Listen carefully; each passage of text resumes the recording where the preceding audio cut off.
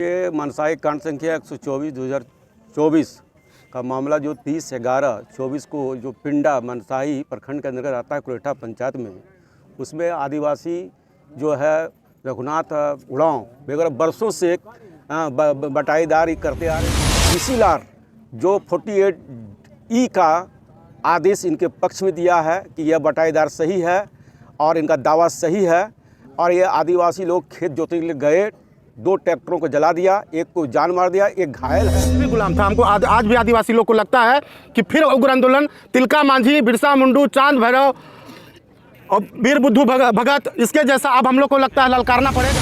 बिहार के आदिवासी आज आप लोगों ने मीडिया के माध्यम से देखा होगा, गया में भी एक बयान दिया गया, बिहार किसी बाप का नहीं है, ये मूल आदिवासी भारत देश के हैं और गया में बोलते हैं कि झारखंडी को बिहारी को झारखंड से भगाते, इसलिए आदिवासी को बिहार से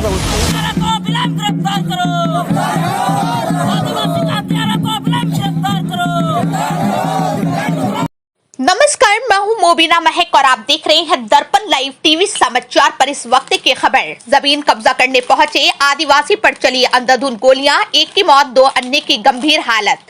बिहार के कटिहार पेंडा गांव में हुई जमीनी विवाद को लेकर 2 पक्षों के बीच हुई झड़प में असामाजिक तत्वों के लोगों द्वारा आदिवासियों के ऊपर प्रशासन की मौजूदगी में अंधाधुंध कई राउंड गोलियां चली, जो घटनास्थल पर ही बैजनाथ उड़ाव 50 वर्ष की मौत हो गई, जबकि 2 अन्य यमुना प्रसाद उड़ाव तथा एक महिला मैनी देवी गंभीर रूप से घायल हुए, जो अस्पताल में इलाजरत हैं। आपको बता दें, आदिवासी के साथ लगातार इस तरह की वारदात कोई नया खेल नहीं है। आए दिन आदिवासी के साथ जुल्म होना एक आम बात हो गई है।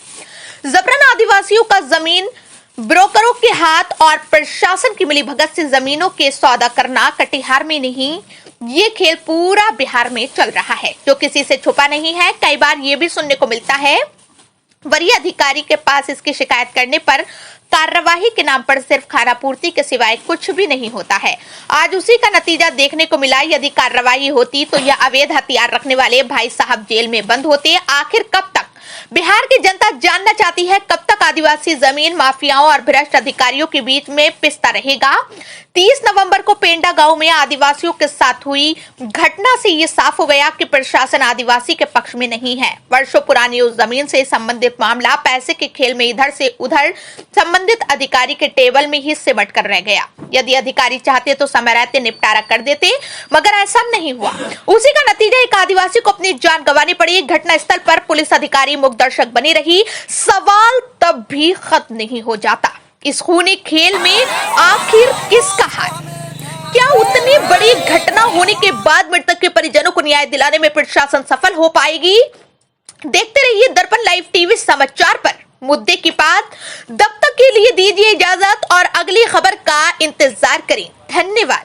जी, बिरसा मुंडू, चांद भैरव, वीर बुद्धू भगत इसके जैसा अब हम लोग को लगता है ललकारना पड़ेगा। आज अपना हक और अधिकार लेने के लिए, अपनी जमीन जोतने के लिए जो राइट टू सिकमी बना हुआ है, खतियानदारी जो जमींदार है वो कह रहा है कि चौधरी उरांव बटेदार है और हमारा पिताजी का 1979 में ही मृत्यु हो गई है, तो 83 में केवाला कहाँ से दिखा रहा भाई? ये तो आश्चर्य वाली बात है। आने के कहीं का जमीन केवाला करा के, कहीं किसी को खड़ा करके केवाला करा के, मोटरसन वगैरह करा के दावेदारी कर दिया और गोली चला दिए। ये किसने अधिकार दिया है? तो इसीलिए हम लोग जो है आज अल्टीमेटम हम लोग दे रहे हैं मीडिया के माध्यम से, या फिर कहीं सड़क जाम करने के माध्यम से रोड बंद करेंगे। और आने वाला समय में जितने भी हमारे मृतक हैं और एक जो घायल है, हम सुनने में आया है कि उनकी भी स्थिति गंभीर है, अगर उनकी भी मृत्यु होती है तो ये जितने भी अभियुक्त हैं सभी को अविलंब ट्रायल कराकर इनको सभी सरकार को चाहिए और न्यायालय को इसको फांसी की सज़ा देनी चाहिए और 25 लाख और एक उनके परिवार के सदस्य को सरकारी नौकरी देनी चाहिए। विजय उरांव, पूर्णिया आदिवासी विकास परिषद, जिला अध्यक्ष, पूर्णिया, बिहार।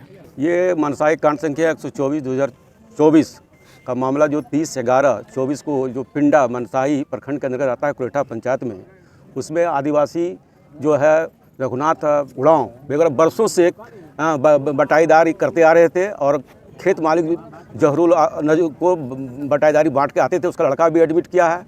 और DC लार जो 48E का आदेश इनके पक्ष में दिया है कि यह बटाईदार सही है और इनका दावा सही है। और ये आदिवासी लोग खेत जोतने के लिए गए, 2 ट्रैक्टरों को जला दिया, एक को जान मार दिया, एक घायल है। तो मेरा कहना है ये सारा दोष अंचल मनसाही और थाना प्रभारी मनसाही का है। और प्रशासन जो है क्या कहते हैं SDO साहब को भी है, जिसकी सूचना है, जैसा सुने हम बाइक में कि SDO साहब को सूचना है, लेकिन आदिवासी समझ के इसको इग्नोर किया गया। और यह आदिवासी के साथ घोर जुल्म है कि आदिवासी को आज मारा जाता, पीटा जाता, ज़मीन से बेदखल कर जाता। मेरा कहना है कि मृतक को 25 लाख रुपया और एक सरकारी नौकरी मृतक के परिवार को दिया जाए और अपराधियों को फांसी की सज़ा दिया जाए, स्पीड ट्रायल चलाया जाए, ताकि लोग में दहशत हो। अगर ऐसा नहीं होता है तो हमें लगता है कि एक आदिवासी का व्यग्र रूप हो सकता है कि कटिहार जिला में होगा, सिर्फ द्रौपदी मुर्मू को राष्ट्रपति बना देने से। और ये आदिवासी को कुछ होने वाला नहीं है। मेरा कहना जमीनी स्तर पर आदिवासियों के साथ धोखा हुआ है। आज जितना भी लाल कार्ड बंदोबस्त की जमीन है आदिवासियों को नहीं दे करके दूसरे गैर लोगों को दिया गया है। आदिवासियों का ऐसा छल है। और मनसाही प्रखंड जो कि बहुत ही इंपॉर्टेंट जगह बना है, यह पूरा CO अंचल का दोष है, प्रभारी का दोष है। इनको सस्पेंड किया जाए, इसको निलंबित किया जाए और इनके ऊपर भी कानूनी कार्रवाई किया जाए।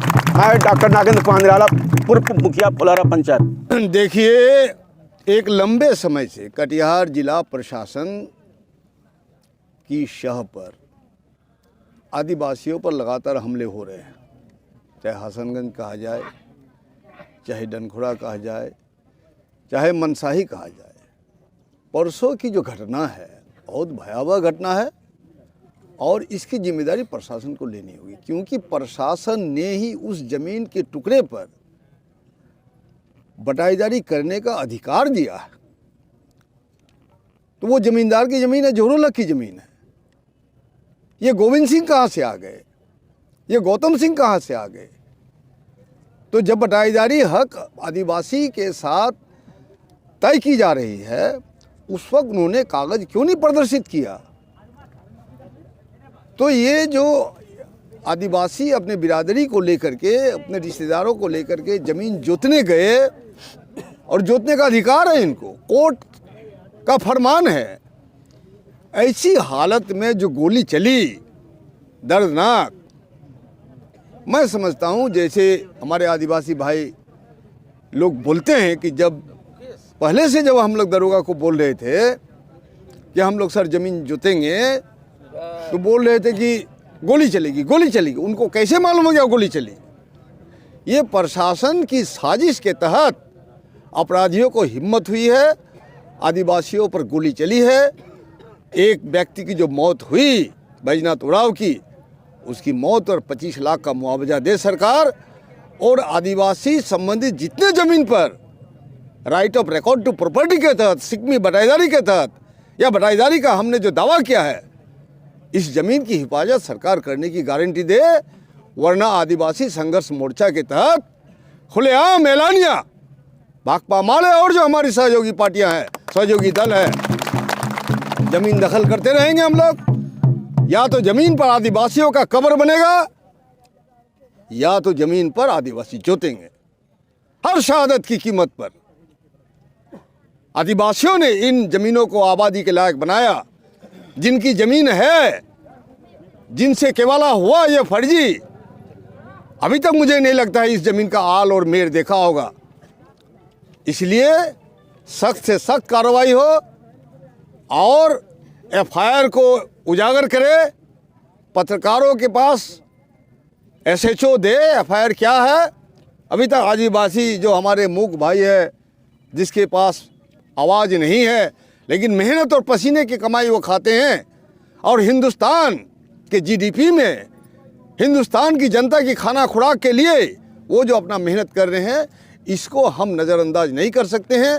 हम अपनी पार्टी के तहत, पार्टी के साथ बहुत जल्दी इनके समर्थन में उतरे हैं। आज मुझे मालूम हुआ, मैं पटना से आया हूं रात में, आज मुझे मालूम हुआ कि आदिवासी भाई की तरफ से एक प्रदर्शन वगैरह हो रहा है, तो मैं अपना समर्थन अपनी पार्टी के साथ देने के लिए आया हूं। बहुत जल्दी हमारी जो स्टेट की टीम भी यहाँ आएगी और इसका मुआयना करेगी, और ये जुल्म बर्दाश्त नहीं होगा। अगर बोला जाए, एक भी अगर आदिवासी गोली मारे तो उसको बोलता है आतंकवादी है, उसको बोला जाता है उग्रवादी है, उसको बोला जाता है नक्सली है। और ये दिन दहाड़े उत्तम सिंह जो दिन में जो गोली चलाते हैं, 200 फायरिंग करते हैं, उसको क्या नाम दिया जाए, उसका क्या दर्जा दिया जाए। और दूसरी बात यह है कि हमारी मांग है, हम लोग जितने भी आए हुए हैं, हम लोगों की मांग है कि उस ज़मीन को प्रशासन खड़ा होकर पहले जोतवावे, और जिसका मृत्यु हो गई है, मृतक को 25 लाख रुपया, एक नौकरी, और अभी आदिवासी लोग किस तरह से होते हैं सब लोग जानते हैं। तो उसको पदाधिकारी जो है अभी हॉस्पिटल में पड़े हुए हैं, उसके पास एक भी रुपया इलाज के लिए नहीं है, उसको भी डीएम साहब, एसपी साहब उसको देख रेख करें, उसका खर्चा दिलवावें, जहाँ से हो, सरकारी फंड से हो या उत्तम सिंह दे जो गोली चलाया है।